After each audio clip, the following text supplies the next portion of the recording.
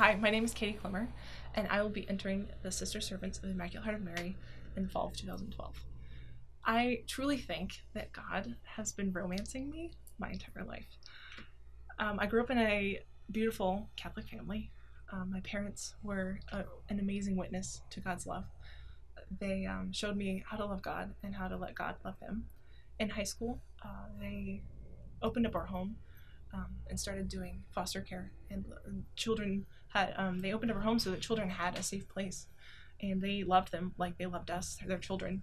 And they showed me, and I witnessed just this unconditional love to these children, and I saw my family's life change and the children's life changed, and that deeply affected me.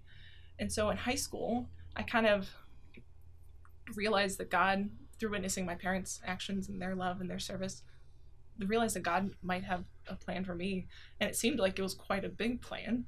I didn't know what it was, but I knew that God wanted something for me. So I went to college. I decided to go to a Catholic college because I knew that I needed to continue fostering my relationship with God and be around other people and be around my faith so that I could do that. So I started to serve. I served the elderly. I worked with people with disabilities, and I was tutoring children. But as I served and gave more and more of my time, I grew very weary, and I realized I couldn't do it alone. And so that's when I discovered Eucharistic adoration.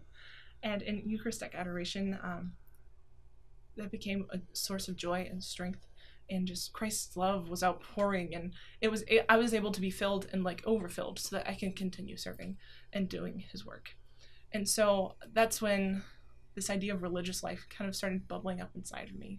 This really strong call to serve God and live my entire life for him. And so I started going to a discernment group, and I met with other girls that were going through the same thing I was. And one day in discernment group, this sister, this beautiful, very quiet, strong, joyful sister walked in. She had a navy blue habit on. And as soon as I saw her, I knew I needed to like talk to her and get to know her. And I did. I'm usually kind of shy, but I had that gumption to go and talk to her.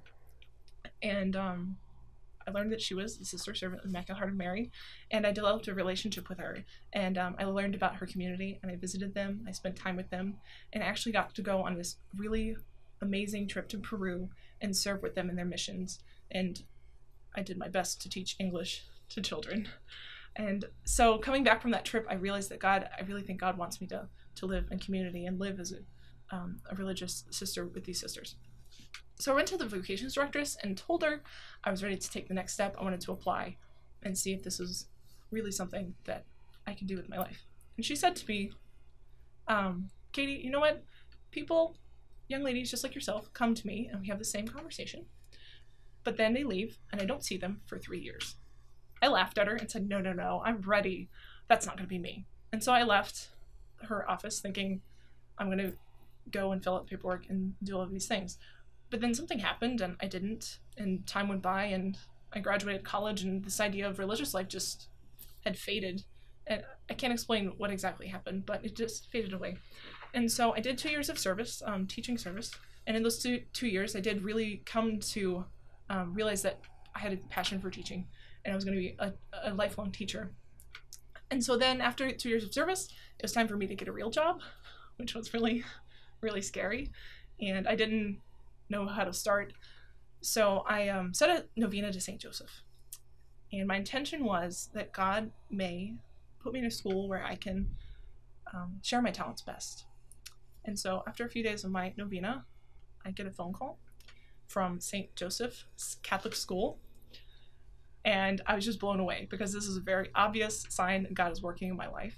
So I started to reevaluate my life, and I began to bring God and prayer back into my life, and I spent more time in Eucharistic adoration.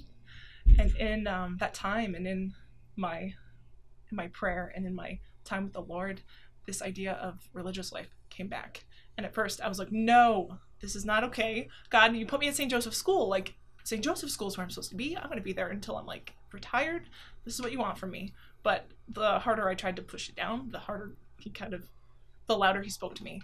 And so I reconnected with the sisters, the IHMs, and they welcomed me back completely and warmly. And they actually remembered exactly who I was, and it almost felt like they were waiting for me.